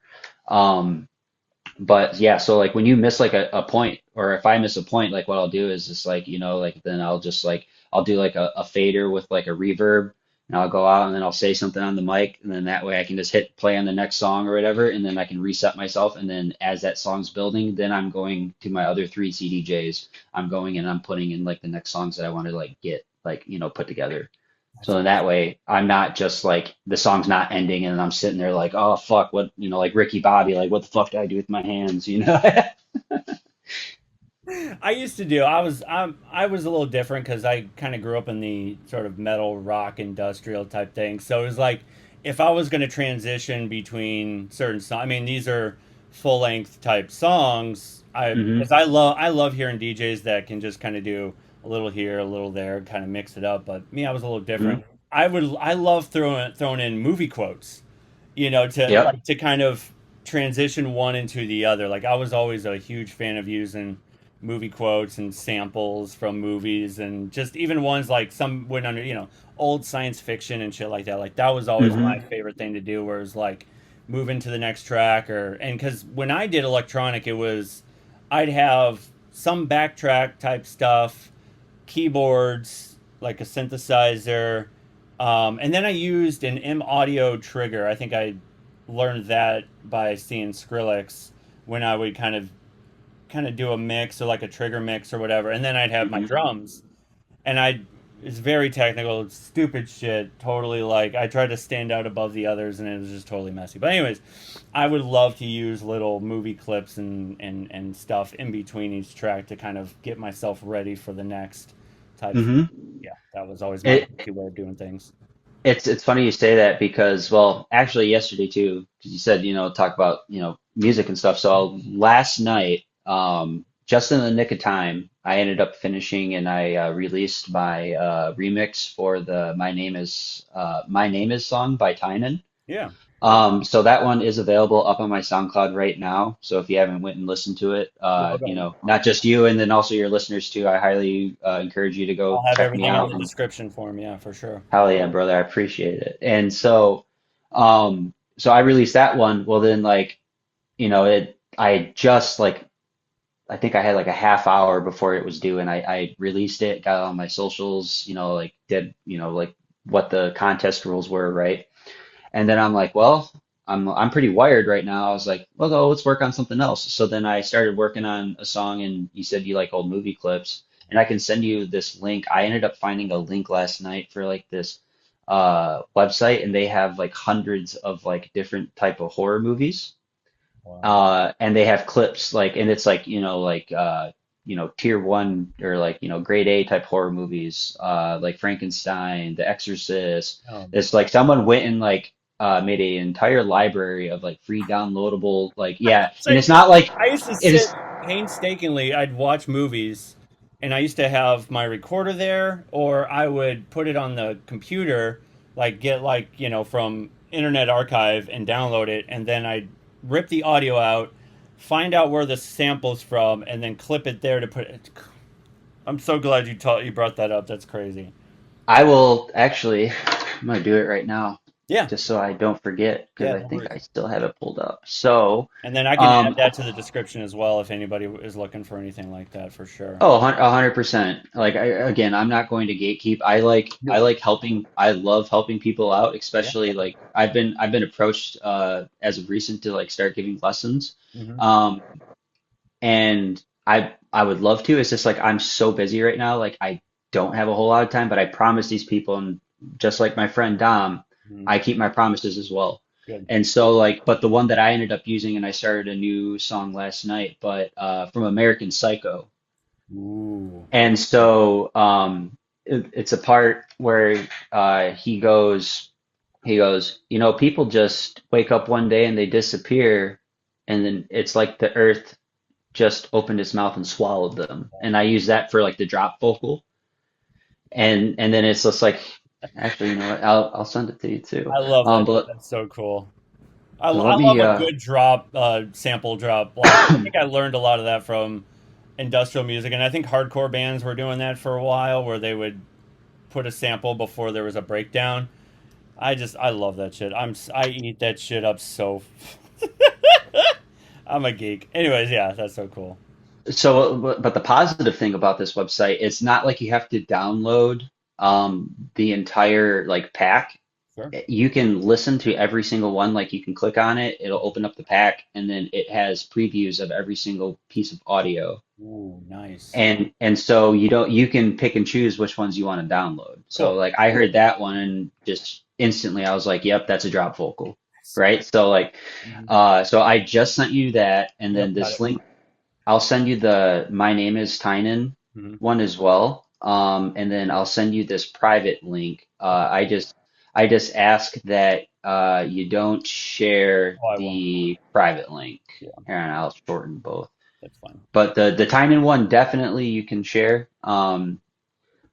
And I'm not trying to be conceited or anything, but the people that I've sent this to, they're like, man, this is one of the best ones I've heard I in the like it. competition. So I think I have a pretty good chance at maybe getting on his compilation album. I would love to do that. That'd be So awesome. that is, and I'll just do this.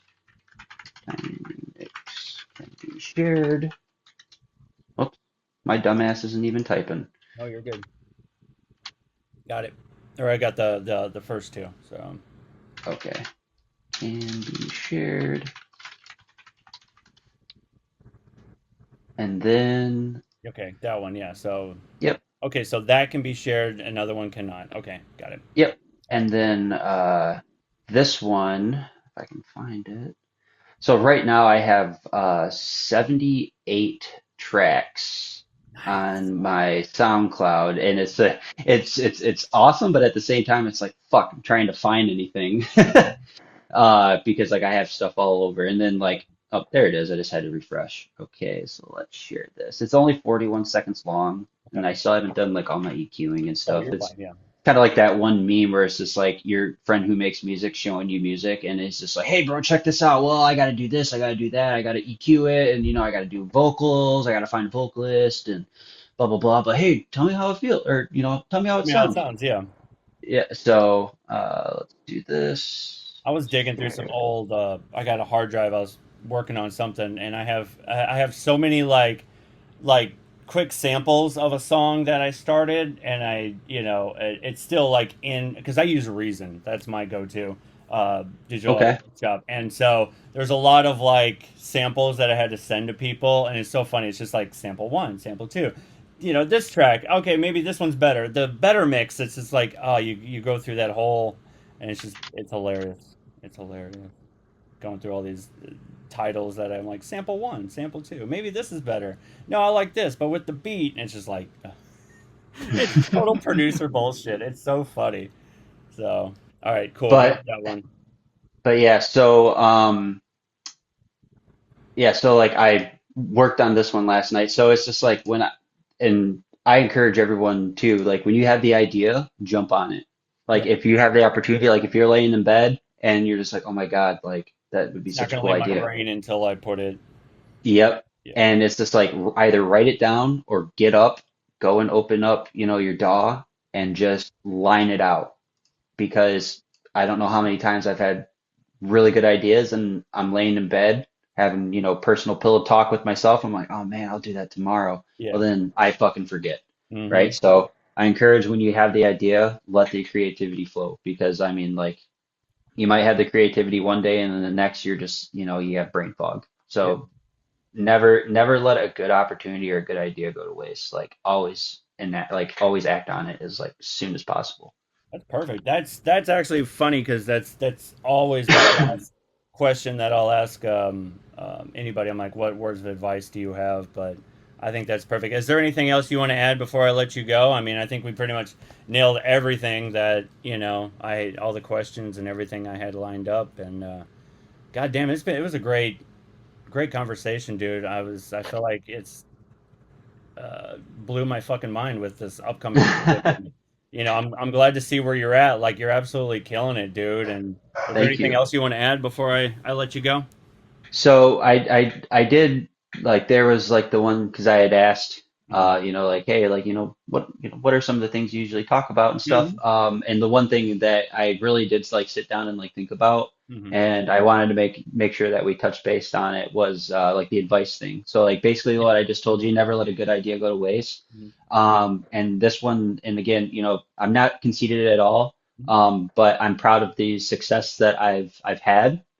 And the one thing that and I just wanted to preface with that too because like I don't think like I'm a like I'm a low mid-range artist right now, right? That's trying to prove himself, trying to prove like hey, like I have a really cool product that I want to share with the world, right? So like and I'm building that right now. So like I'm still learning, everybody's still learning. I mean Sonny Moore or Skrillex Yeah. says it best. I mean, like if you're not learning, you're not growing as a person, you're not growing as a producer because He's changed he so much since the oh beginning. yeah. His music is like I'm like he's matured so much musically. It's crazy. Oh, 100%. And so like that's what he said is just like he's always learning something new. Like for you to think that you know everything is like when you start losing the creativity is when you're like, oh yeah, no, when you're a know-it-all, right? Like you have to be open, you have to be receptive and you have to be willing to I wouldn't say a part of humility, but it's like you have to have that humility factor in like, hey, you know what? I'm still a student. I don't know everything. I mean, even B-Sides the Legend says the same thing too. Mhm. He's just like, if you're not learning every day, then what are you really doing? Doing, yeah. So like the best advice, like I really sat down, I thought about it, and the best advice that I could give, upcoming producers that just started or just got Ableton or who's looking into even doing something like this is, everything comes full circle. And then just as long as you make sure that you keep drawing that circle, just don't give up because it will come full circle. Just make sure you have your pencil on the paper and you keep drawing that circle because no one else is going to draw it for you. Yep. So if you want to be able to you know, have that happen to you, you got to keep going. Don't ever give up. Don't let people tell you that, hey, this doesn't sound good. You know what? You know what? They might be right. It doesn't sound good right now, but that's right now. That's not, it doesn't sound good tomorrow. It doesn't sound good in a week, a month, whatever. Like, don't let words discourage you. And then, like I said, like I see people in my direct messages who ask me to collaborate out of the blue, which is like a huge like no. And it's like every artist, every young artist or like somebody that doesn't know better will go and shoot their shot with a big artist that's one of their favorite artists, not knowing like, hey, like, yeah, obviously you can always, approach those people or reach out to them, but like, it's just like, man, like, it's like an unprofessional thing, right? Yeah. And so, like, it's like a no for me. Like, especially like, don't come into like my direct messages or send me a message. Like, if I've never worked with you or like listened to your music or we've ever had a basis of a conversation Yeah. other than anything other than music like if we haven't hung out or like Any we reach on haven't had face like value type y- situation. Yeah. yeah so it's like that so like I have people that like will come and ask me that all the time Hmm. or from time to time will come in and be like hey let's work together blah blah blah And so it's like either that or like someone will just like randomly send me a message, and it means the world to me when people will take time out of their day just to tell me like how much like my music means to them and how much like they listen to it. It's like those little small things. Like I wouldn't call those mistakes like for people to like reach out about like, well, when people send me like those nice messages, that's what I care about. That like hits like a different frequency to me, that I'm just like, that's cool. Someone really wanted to let me know like they appreciate my music. And so, but like when they reach out and they tell me that like it means the world, it's like the little small things. Um, but being able to sit in my position now and have people reaching out to me, I remember, 10, 12 years ago when I was that person Yeah, reaching out, right? And like nobody at that point wanted to work with me. Nobody cared. Nobody knew who I was. And so like it's cool because now I have people, people know who I am. People like my music. People want to reach out to me. They see me as an approachable person. So instead of just leaving that person on red, I'll have that conversation with them. I'll talk to them because like I'll sit there in retrospect and be like, nothing hurt my feelings more when I would send something to somebody and either they would just read it or like they wouldn't respond to it. We'd have a conversation like about everything else, like, oh hey, yeah, like check this out, like tell me what you think, and then like they wouldn't even open it, like they wouldn't, right? So like it's because, and so like I see that, and like when someone sends me something, I will take the time to listen to it, and if like there's like tell me what you think, I'll go and do that. Um, so again, I remember when I used to be that guy trying to figure out how everything works. Mhm. And again, I'm sure I was annoying, but being able to be in this position now where I see others doing that, to me, I think it's really cool to be in that position where people, like I said, feel comfortable to approach me and want to work with me, want to give me feedback because, like I said, I will. I may not respond right away because I'm so fucking busy right now, Yeah, for but I always make it a point to find time for everybody that wants to have that conversation with me, who feels comfortable to reach out to me. So again, huge retrospect to be in that position where people want my opinion on stuff, especially with music. Um, so, like I said, if you want to be able to have that same type of experience, or you feel like you have something to give back to the world in music or whatever you might do, if you want to have those, just keep your keep your pencil on the paper, keep keep cranking them drawing out. that circle. Yeah, Definitely. yeah, keep drawing the circle because again, everything will come full circle. You just got to keep drawing it. Just got to So keep just going. never give up. Yep.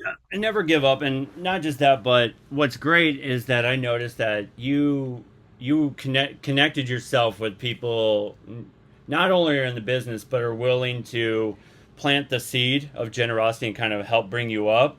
Yes. And I think that should be passed down where you're going, this person helped me up. Let me see what I can do to help bring someone else up in the bit. You Hmm. know what I mean? Like there, you need that community, that brotherhood that I think it's still, I see it a lot now, much stronger now in the music scene than what it used to be. I think again we talked about gatekeeping and people who are very like no kind of shut offy or whatever, but now it's Hmm. like there's this underground movement, and much like the punk movement, the goth movement, the industrial movement, the metal movement, where people are going doing word of mouth now, and not just that, but putting together shows like much like Loud Festival.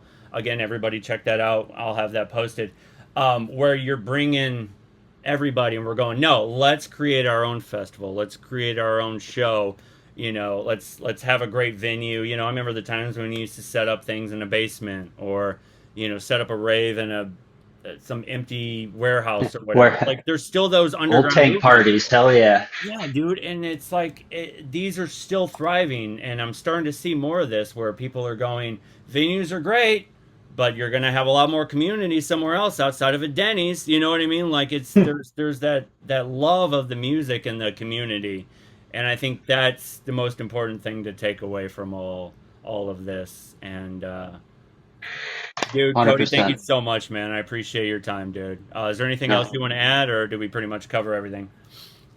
No, I wouldn't say there's really anything else. I just want to make sure I just, tell the folks out there who made it this far and listened. Number one, thank you for, taking the time.